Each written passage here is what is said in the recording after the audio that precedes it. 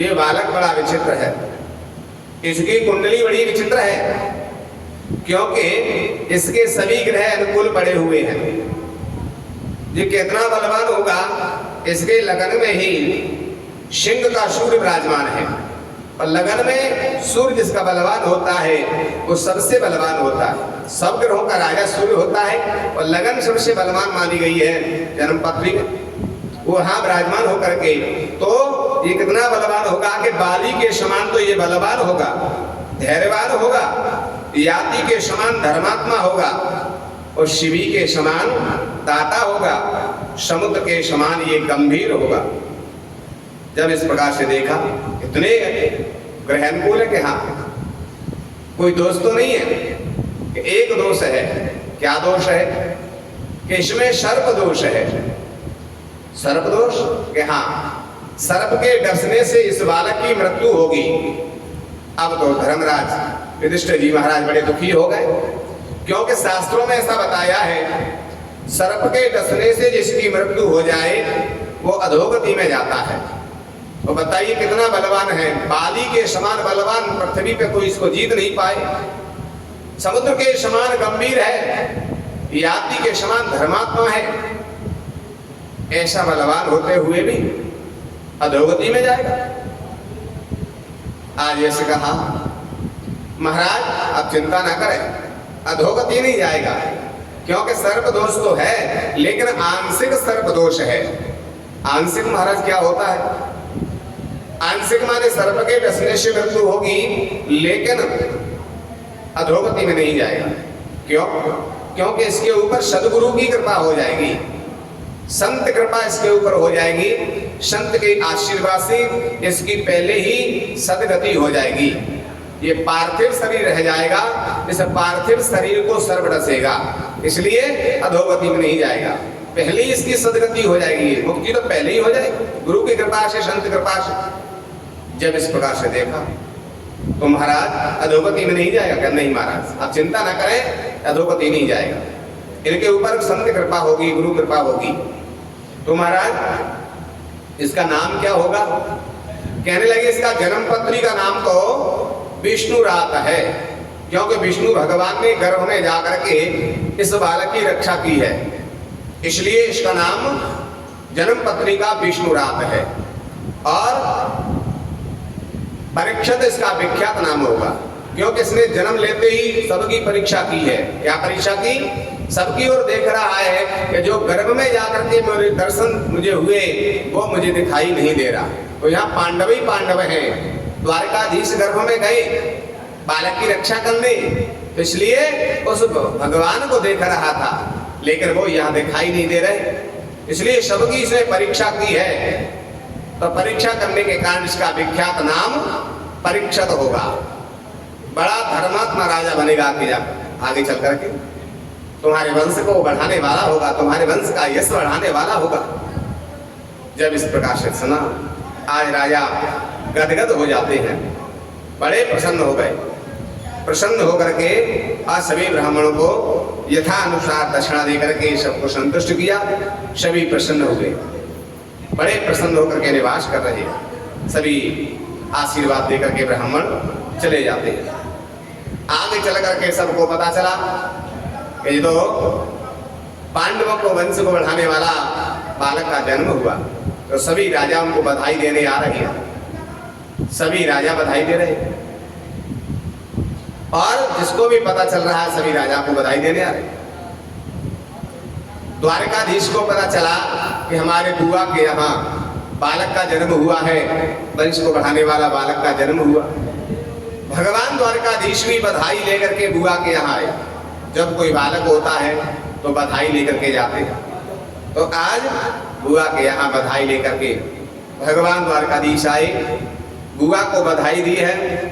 जितने भी वहाँ पांडव थे सभी पांडवों को बधाई दी, सब बड़े प्रसन्न हुए, गदगद हुए।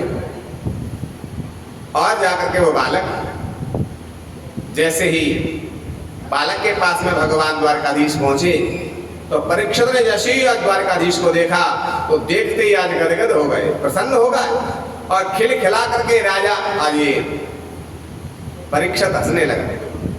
आज राजा गदगद हो गए। युधिष्ठिर जी महाराज प्रसन्न हो गए कि जब से बालक का जन्म हुआ ना तो ये हंसता है ना रोता है ना किसी की गोदी में जा रहा, आज द्वारकाधीश की गोदी में चला गया, खिलखिला करके हंस रहा है। तो ऐसा बताते हैं जब तक भगवान की कृपा नहीं होती तब तक घर में खुशियां नहीं आती। हमारे घर में बालक भी हो गया लेकिन खुशियां नहीं आती। जब भगवान की कृपा होती है तभी हमारे घर में खुशियां आती हैं। आज सभी पांडव बड़े प्रसन्न हुए हैं, द्वारकाधीश का सम्मान किया, आदर किया है, प्रसन्न होकर।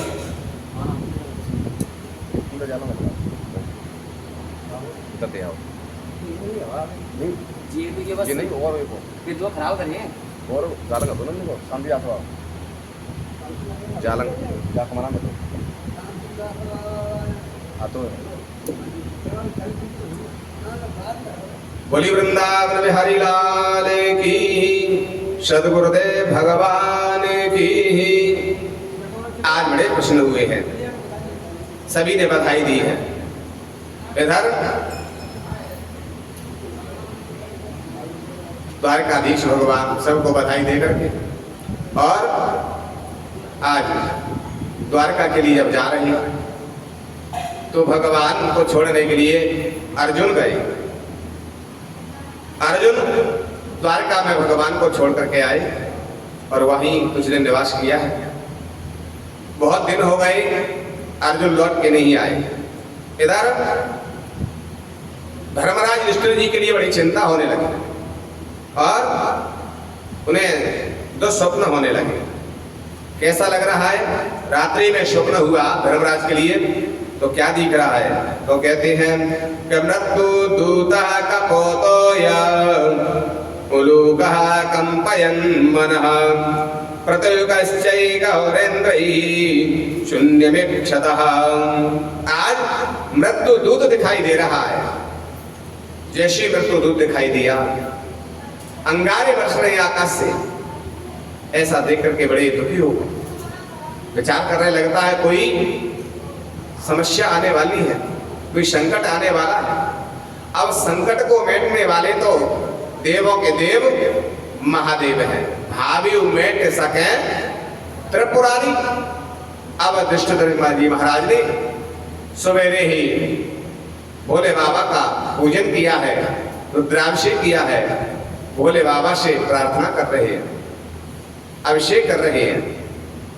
तब तक लौट करके अर्जुन आ गए और अर्जुन को कांति फीकी पड़ी हुई है, चेहरा लटका हुआ है। आज देख करके कहने लगे धर्मराज युधिष्ठिर जी, अरे अर्जुन, तुम भगवान द्वारकाधीश को छोड़ने गए। द्वारका में सभी द्वारकावासी तो ठीक हैं, सभी प्रसन्न हैं। अर्जुन बोल नहीं रहे, गर्दन नीचे झुकी हुई है, चेहरा मलिन है। आज पूछ रहे सभी द्वारकावासी तो ठीक हैं, द्वारकाधीश ठीक है।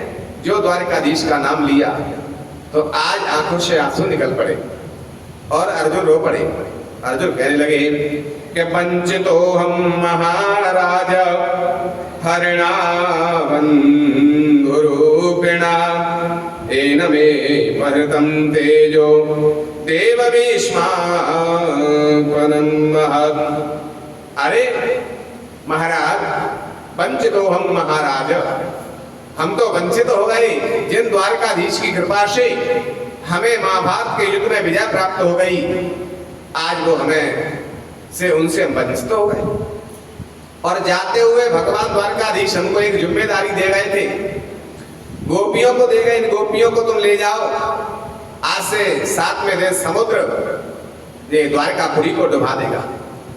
लेकिन हम उनकी बात को पूरी नहीं कर सके, उनकी रक्षा नहीं कर सके। बीच में ही भील मिल गए और भीलों ने गोपियों को हमसे छीन लिया। भील ने लूटी गोपिका और बेई अर्जुन वही बाण, वही में गांडीवधारी अर्जुन, वही गांडीव, वही बाण। लेकिन आज भीलों को मैं परास्त नहीं कर पाया। हमें अहंकार था कि मैंने महाभारत का युद्ध जीता इस गांडीवधारी गांडीव से, लेकिन वास्तविक बात ये है कि ये भगवान द्वारकाधीश की कृपा से मुझे विजय प्राप्त हुई। आज मैं भीलों को भी परास्त नहीं कर पाया, इस गांडी में मेरे में इतनी सामर्थ्य नहीं। आज रोने लगा। वो भगवान हमें जिम्मेदारी देकर उसको भी नहीं निभा पाए और वो धरा धाम को छोड़ करके और गोलोक धाम के लिए चले गए। कुंती ने जैसे ही सुना कि द्वारकाधीश धरा धाम को छोड़ करके गोलोक धाम चले गए, तो विचार कर रही है कि भगवान चले गए तो अब हम भी नहीं रहेंगे। जैसे सुमंत ने आकर के राजा दशरथ से कही कि राम जी लौटे नहीं, वन को चले गए, तो राम जी जब वन को चले गए ऐसा सुनते ही राजा दशरथ ने भी एक मिनट अपने प्राण नहीं रखे। राम राम कहे और राम राम कहे राम, और नभ पर हरे हो विमल तन राहो गए सुरधाम। जैसे राजा दशरथ ने अपने एक मिनट अपने प्राण नहीं रखे भगवान के जाते ही, इसी प्रकार आज कुंती विचार कर रही है जब भगवान चले गए तो हम भी अपने प्राण नहीं रखेंगे। एक मिनट में कुंती ने अपने प्राणों को त्याग दिया और धड़ाम सीधे पृथ्वी पे गिर गए। प्राण पखेड़ू आज कुंती को उड़ जाता। अब तो विचार करना। पांडवों ने विचार किया कि आज अर्जुन का अपमान हुआ है, कल हमारा भी अपमान होगा। ऐसा जान करके आज संस्कार किया है। अपनी मां का पहले तो अंत्येष्टि क्रिया की, अंत्येष्टि क्रिया करने के बाद आज परीक्षित के लिए राजगद्दी पे बैठा दिया, राजा बना दिया, और पांचों पांडव और द्रौपदी के साथ स्वर्गारोहण के लिए बद्रीनाथ की ओर जा रहे हैं। जैसे ही चलने लगे, परीक्षित कहता है महाराज इतना बड़ा राज्य है, मैं कैसे संभाल पाऊंगा। जैसे ही आज कहा तो पांडव कहते हैं परीक्षित कभी इस अभिमान को मत रखना कि मैं कैसे संभालूंगा, क्योंकि संभालने वाले तो भगवान हैं। सबकी व्यवस्था भगवान संभाल रहे हैं। लोग अहंकार करते हैं घर की व्यवस्था हम कर रहे हैं, हम व्यवस्था चला रहे हैं, हम इसको संभाल रहे हैं। सबकी व्यवस्था तो भगवान देख रही है, हम तो एक निमित्त मात्र हैं। जो भगवान ने हमको कर्म दिया है, हमें अपना कर्म करते रहना चाहिए। करने वाले और संभालने वाले भगवान हैं, हम तो एक निमित्त मात्र हैं। हमारा तो पूरा अहंकार है कि हम संभाल रहे हैं, सारी व्यवस्था हम कर रहे हैं। हम करने वाले नहीं, हम संभालने वाले नहीं है। करने कराने वाले तो भगवान हैं। भगवान की इच्छा के बिना एक पत्ता भी नहीं हिलता। जैसे यार कहा कभी ये अहंकार बतलाना कि हम संभालेंगे, तुम तो बस तुम्हारा ये धर्म है कि तुम्हारी शरण में कोई आ जाए, चाहे शत्रु ही क्यों नहीं आ जाए, उसकी रक्षा करना ये तुम्हारा धर्म है। और संत और ब्राह्मणों की सेवा करना और उनके आशीर्वाद को सदा प्राप्त करते रहना, उनके अनुसार ही राज्य को करना। ऐसी शिक्षा दे करके पांचों पांडव और द्रौपदी स्वर्गारोहण के लिए चले जाते हैं। एक एक करके पांचों पांडवों, चारों पांडवों के शरीर छीन हुए और धर्मराज युधिष्ठिर जी महाराज ये धर्म के अवतार थे, धर्म राज के पुत्र थे। तो आज शरीर ये हम लोग के लिए चले गए। एक बार इनको भी नरक के दर्शन करने पड़े और सशरीर अपने संयमनीपुरी को चले जाते। इधर परीक्षित राजा हो गए तो परीक्षित महाराज का विवाह उत्तर की जो बेटी है इरावती के साथ में विवाह हुआ और इनके परीक्षित जी के 4 पुत्र हुए। जन्मेजय सबसे बड़े पुत्र हैं, ऐसे 4 पुत्र हुए हैं। और ब्राह्मणों के द्वारा, कृपाचार्य के द्वारा गंगा जी के तट पर 3 अश्वमेध यज्ञ राजा परीक्षित ने की है। जैसे भगवान राम ने अश्वमेध यज्ञ की थी, ऐसे 3 अश्वमेध यज्ञ राजा परीक्षित ने की है। और धर्म के अनुसार संत और ब्राह्मणों के आशीर्वाद पाते हुए और उनके अनुसार राज्य कर रही है, बड़े प्रेम से निवास कर रही है। एक दिन राजा घूमने के लिए गए तो क्या देख रहे हैं कि एक शूद्र राजाओं के से वस्त्र पहने हुए और गाय को पिटाई कर रहा है, ताड़ना दे रहा है। बैल के 3 पैर टूटे हुए हैं, बैल एक पैर से खड़ा है और फिर भी समझ आ रहा है गाय के लिए कि अभी तुम चिंता मत करो, अभी तो पृथ्वी पर राजा परीक्षित जीवित है, हमें चिंता करने की जरूरत नहीं है। जैसे सुना कि ये बैल गाय के समझ आ रहा है और ये शूद्र गाय को पीट रहा है मेरे होते हुए भी, और ये धर्म इसकी मेरे लिए समझा रहा है गाय के लिए। आज राजा परीक्षित ने ललकार की और ललकार, अरे दुष्ट तू कौन है जो गाय की पिटाई कर रहा है? गाय माँ के समान होती है, गौ माता बोलते हैं, और तू उसकी पिटाई कर रहा है। बैल है वो साक्षात धर्म का अपरूप होता है, तुम उनकी पिटाई कर रहे हो। तुम्हें पता नहीं है कि अभी पांडवों के वंश में राजा परीक्षित जीवित है, जो ललकारा फटकारा आज ये भागने लगा। जहां भी जाता है इसे सामने राजा परीक्षित ही धनुष बाण चढ़ाए हुए दिखाई दे रही है। अब तो सब जगह गया, लेकिन लौट करके फिर राजा के पास आ गया। जब दोबारा से आया, परीक्षित ने कहा दुष्ट तू फिर मेरे सामने आ गया। उन्होंने कहा महाराज मैं जहां भी जाता हूं आप ही धनुष बाण लिए खड़े हुए मुझे दिखाई देते हो। जैसे राजा कहा महाराज मैं कहां जाऊं, मुझे कोई स्थान दे दो जहां मैं निवास करूं। तुम कौन हो? राजा ने पूछा कि मेरा नाम कलयुग है, और कलयुग है, मेरे कलयुग का ये धर्म है, गौ ब्राह्मण संतों पर ही अत्याचार ज्यादा होगा, ये मेरे युग का प्रभाव है। हर युग के अलग अलग लक्षण होते हैं, तो ये कलयुग के लक्षण है, गाय और ब्राह्मण और संतों पर ही अत्याचार ज्यादा होंगे। तो महाराज ये मेरे युग का प्रभाव है। राजा परीक्षित कहता जब तक मैं जीवित हूं संत और ब्राह्मणों पर अत्याचार नहीं होगा, गौ पर अत्याचार नहीं होगा। अगर तुमने किया तो मैं तुम्हें समाप्त कर दूंगा। तो वो कहता है महाराज मैं कहाँ निवास करूं? तो आज राजा ने 4 स्थान कलयुग के लिए दे दिए, यहाँ तुम निवास कर।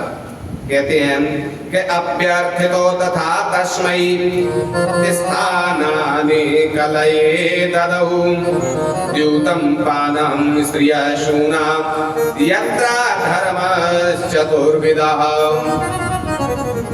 आज वो कहते हैं कि द्यूतम जहां जुआ खेला जाए कलयुग तुम वहां निवास करो, और दूसरा स्थान मदरा पान, जिनके घर में मदरा पान होता है समझ लो कलयुग उनके जीवन में चल रहा है, वहां तुम निवास करो। और जो परस्त्री गमन करते हैं ऐसे के जीवन में तुम निवास करो। और शूना जहां पर मांस भक्षण किया जाता है, कसाई खाना जिसे बोलते हैं, ये 4 जगह स्थान दे दिए। आज कलयुग कहता है महाराज ये 4 जगह तो पहले से ही अशुद्ध है, यहाँ तो पहले से ही अशांति है। जुआ खेल रही है, जो जुआ खेलता है वो कभी शांत नहीं मिलेगा, हमेशा क्रोध मुद्रा में रहेगा, लड़ाई झगड़ा हुआ होता ही रहता है। और मदरा पी करके कोई घर में ना तो शांति से रहता है ना किसी को रहने देता है। और जहाँ परिस्त्री जो गमन करते हैं वो हमेशा क्रोध में रहते हैं, कभी घर में उनके शांति नहीं होगी। और जो मांस भक्षण करते हैं उनका शरीर ही भयानक लगता है मांस। इसलिए ये तो पहले से ही अशुद्ध जगह है, यहाँ अशांति फैली हुई है। कोई एक ऐसा स्थान दे दो जहाँ मैं शांति से निवास करूं। जब दोबारा से याचना की है तो पुनश्च याचमानाय जातरूपमदात् प्रभु ततो नृतं मदं कामं रजोवेरं च पंचमः। 5वां स्थान दिया कि जाओ तुम कांचन में निवास करो, सोने में निवास करो। अब तो कलयुग प्रसन्न हो गया, क्योंकि राजाओं के मुकुट सोने के होते हैं, राजा के ही मस्तक पे विराजमान हो जाओ। आज जैसे स्थान दिया तो आज कहते हैं सोन का 88,000 ऋषि शुद्धि महाराज से प्रश्न करते हैं, नारद जी संत कुमारों से प्रश्न कर रहे हैं, और विदुर जी से मैत्री जी प्रश्न करते हैं कि महाराज सोने में तो भगवान का वास है, कलयुग कैसे निवास कर सकता है? क्योंकि भगवान ने कहा है कि धातु नाम कांचन, धातुओं में जो सोना है वो मेरा ही स्वरूप है, भगवान का निवास है। तो जहाँ भगवान होते हैं वहां कलयुग नहीं रह सकता, क्योंकि ऐसा बताया जहां राम अतः काम नहीं और जहां काम अतः राम, एक म्यान में 2 तलवार नहीं बन सकती है। तो इसलिए भगवान जहां होंगे वहां कलयुग कैसे रह सकता है? तो आज सूत जी महाराज सोनकाद 88 अध्यार्षियों को लिए वर्णन करते हैं। मैत्रेय जी विदुर जी के प्रति, सनक सनंदन सनातन सनत कुमार हैं, वो नारद जी के प्रति वर्णन करते हैं।